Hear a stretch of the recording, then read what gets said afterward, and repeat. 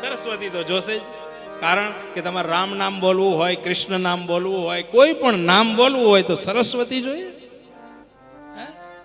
મુખ જો હોય તો બોલી શકાય, ભલે નહીતર મનમાં તો બોલી શકાય, મનમાં બોલી શકાય, પણ મુખથી બોલવામાં મનમાં બોલવામાં જમીન અને આસમાનનો ફરક છે. હવે એનું એક દાખલો તમને આપો.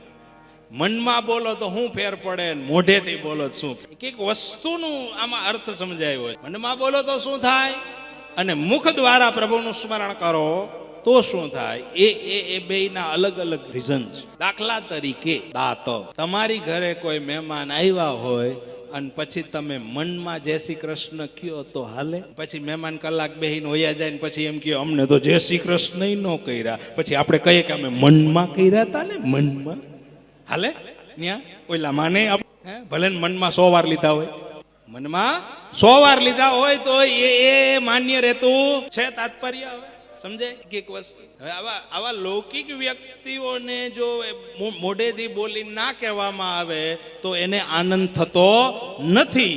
એમ ભગવાનને પણ મોઢેથી બોલીને કયો તો એને વધારે આનંદ થાય.